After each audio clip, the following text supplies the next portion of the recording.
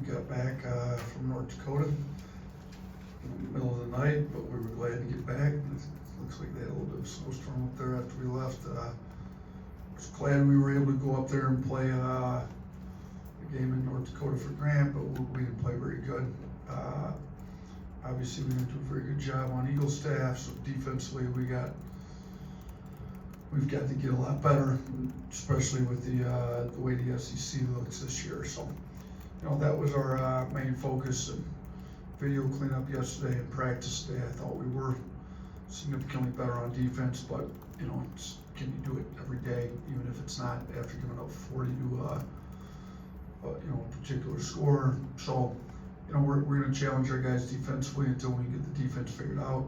We need everybody to step up, and that's kind of been the theme the last couple of days around here. So, looking forward to Kent State. I've known Coach Sidoroff since I was a high school coach. They recruit Detroit quite a bit. Matter of fact, one of my players went and played for him. My 4 years as a head coach at Buffalo, the one year we didn't go to the NCAA tournament because Kent State beat us in the MAC, and they went to the NCAA tournament that year. In the tournament MVP was one of my kids that played for me at Romulus, Jevin Walker. So I've got a lot of history with Coach Sidoroff. I think he's a really good coach. He does a great job. His teams play hard. I think they've got the best net, Ken Palm record. Any teams in the MAC right now. The MAC's a pretty good league. So, they're going to be a better team than North Dakota. We do get them at home, and hopefully our guys are a little more in tune with what we need to do defensively. So, I think Kent State's, I think this is Coach Sidoroff's 14th year, and I think the first 13 years they beat 13, high major teams. So they're averaging, an upset against a high major team every year. They haven't had one this year, I don't believe. So we're going to have to do our best to make sure that we're ready to go, because they will be ready to go, and they play hard. And they have talent, they play hard. They're a really good mid-major team. So, but we're looking forward to it. We need to have a good game before we go into Christmas. After that game Sunday, we'll give our guys 3 days off until we come back and practice the night of the 26th, and then get ready to play against a South Dakota State team that scores it pretty well too. So both these next two games, our defense needs to be significantly better than what it was up in North Dakota. So. Start with Charlie. You talked about the defense, but what can you learn from a narrow win on the road like that at North Dakota? It was one of those games where you easily could have folded. It's tied up with 2 minutes to go. And I think that our guys showed some character and some grit to be able to make the plays they needed to make on both ends of the floor. We had some tough buckets. It wasn't the last 2 minutes, but they tied us twice. I think the first time was about 4 or 5 minutes to go in the game, and Houston gets an old board put back to put us back up, and then we tied again, and then we were able to convert a couple tough buckets, get some stops, make some free throws. So, it was good for some of the young guys to be in a tight game on the road in a pretty hostile environment. But the environment, the arena up there, I thought it was great. They were loud, they were on it, so at least we got some experience playing a road game. We got to win, because the Purdue game, they were pretty good up there too, and we didn't, obviously Purdue's got a little bit more talent than North Dakota, but I didn't think we handled the end of the game and kind of the crowd and being on the road all that well there. So this is the second time we had it, and I thought we handled a lot better. But the next time we're on the road is going to be an SEC game, and it's going to be a lot better, and there's going to be a lot more at stake. So we're going to have to continue to get a lot better. Blake? I know you have data that tracks this, but just from what you've seen, what have been some of the better lineup combinations that you've seen now that you've gotten all 11 guys back into the play in the last couple weeks? Yeah, we actually, it's whether you look at 2-person lineup analysis, 3-person, 4-person, 5-person. I know that the 4-person lineup analysis with Mark, LeBaron, Grant, and Cliff is really high on both sides of the ball. I also know that Jared Stevenson, who we've been putting in the starting lineup, has got a really high defensive leverage himself. He hasn't shot the ball through the course of the season like he's capable of. These last few games he has. At one point he was 7 of 9 from 3 over the course of a couple games. So, he's been up there on the defensive side, but we've got to figure out.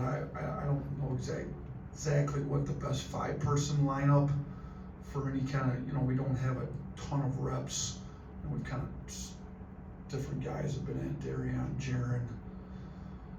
Whether we go with the guards, we had Wrights on there for a while. He's out for the year. Houston doesn't have very many reps in there, so the sample sizes on some of those 5-person lineups isn't huge. But I do know that the 4-person lineups pretty strong on both sides of the ball. So we got to continue to get those 4 guys playing harder, better, but kind of figure out who maybe that 5th guy in there. Is it going to be CY? Jaron, Darian, and you know what? We may not end up starting our 5 best guys, but can we get the best 5-man lineup in the game together enough, particularly in the second half when you want kind of coming down to winning time. So, but yeah, we've got all that data. We'll probably take a hard look at it right after all the non-conference games are done, but we take a peek at it and kind of get some feedback from our analytics company that we use a little bit too. Yeah, the question about the defense, I think it fell to 57 in efficiency after that game. Obviously, not near as where it fell to last year, but how do you kind of just essentially cut it off before it maybe gets to the point it did last year by the end of the regular season? Yeah, I think we got to go back to some defensive fundamentals, every day rather than just doing the scouting report. Obviously, you got to do a scouting report, but there's certain things that you just have to have. And if you're not focused on them in practice or drilling them, they start to go away a little bit. So that's what we did today. Just the beginning of practice, and probably just going to have to continue to do it. We're just working on some of the fundamentals, closeouts, staying in front of the ball, ball pressure, tracing it. Some of those threes we gave up, guys just weren't into the ball. They just let them kind of high them up and shoot it. So I think our guys have to realize how hard you have to play against these good players and good teams in order to be any good on defense. And I think our second year here, when we finished 3rd in the country in defensive efficiency, I do believe we were 55th either at the beginning of December or middle of December. So we've been in a similar spot before and finished top 3.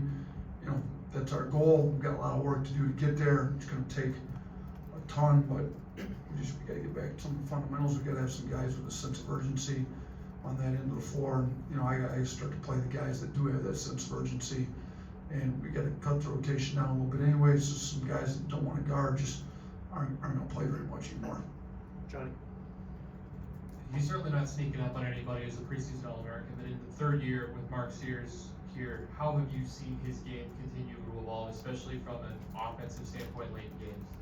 Yeah, he knows how to get fouled. He knows how to get to the free throw line. He makes big free throws offensively. He's hit big shots for us, late in games. He also makes pretty good reads. I think if you look at his numbers since we went to Vegas, they're really good. He's averaging, I believe, almost 5 assists and 21 points, whatever it is. I think he's been really good. I think the biggest jump overall this year has just been his defense. It's been significantly better. Now we need the team defense needs to come along because his individual defense has gotten a lot better. But late in games, you trust him with the ball in his hands. He's going to make free throws. He's going to convert at the rim. He's going to make good reads. So he's come a long way since we got here. He's pretty good when he got here, but he's continued to improve each of his 3 seasons here. Chase. What kind of a rebounder can Chris Youngblood be? And when you want to go with 4 guards on the floor, is he kind of automatic because he's a bigger, stronger presence as a guard? I would think, we've got to get him healthy. You can tell he's still not all there, but big, strong, he should be able to rebound. And I do think we can go 4 guards and have him be one of the guards, maybe we don't do it a ton, but we could do it. Last year we played 4 guards, and our 4th guard was Rylan, who's not, nearly as thick and physical as what Chris is. You know, Ryan was probably a couple inches taller, so that makes a little bit difference. But you know, I think we can do it. But for right now, we're really just trying to get him healthy, and until he's healthy, and you know, you can kind of tell he's not quite moving as well as maybe he had when he's 100%. I think we got to keep some bigger guys around and kind of help cover some defensive, I don't know, I want to call him mistakes, but you know, he's moving, but you know, maybe he can guard the 4 a little bit too. He's big and strong, and maybe there's less blowback chance when he's at the 4, so that's definitely an option. It would help us offensively probably, but that's an option for sure. Kent State is 11th in the country in points per game, or points allowed per game. Just what have you seen from them defensively, and what could be a key to putting more points on the board? Yeah, they're super aggressive. They turn people over, which is going to be a problem because we've had an issue with turnovers, particularly the first half of that last game. So, you know, they play super physical. They put a lot of pressure on your guards. They blitz ball screens, decent amount, and they kind of do it with just playing super hard, tough, physical, aggressive. So we're going to have to handle the physicality of it. You know, we're going to have to be able to not turn the ball over. So those are going to be the big points. But yeah, they're a good team. I mean, we schedule them for a reason. We like to play quality teams. You know, there's a chance to, you know, be a decent, whether it ends up being quad 2, quad 3 game. I think it's got a chance to be a good game for us. And it's a game where if we don't play well, you know, they're certainly capable of beating us because they've done it plenty of times since Rob's been there. You know, and these guys expect to play well against us. Like you said, their scoring defense is really good. They hold teams down. We like to score the ball, so this will be a battle. You know, can we get it going? Can we take care of the ball? Can we get some transition buckets? We'll see if hopefully we get out in transition, not turn the ball over against these guys. Okay. Just kind of going back to the lineups thing, I know you said you continue to kind of tinker with the 11-man rotation, but I was just curious kind of what went into the decision to go with Darion and Jaron and kind of leave LeBaron on the bench against North Dakota, and if that's a look that you maybe liked or not something you Yeah, liked. that wasn't a basketball decision. That was an off the court minor deal where he's just got to clean some stuff up. So there's no basketball X and O decision on that one. Anyone else? Okay, thanks. All right, thanks.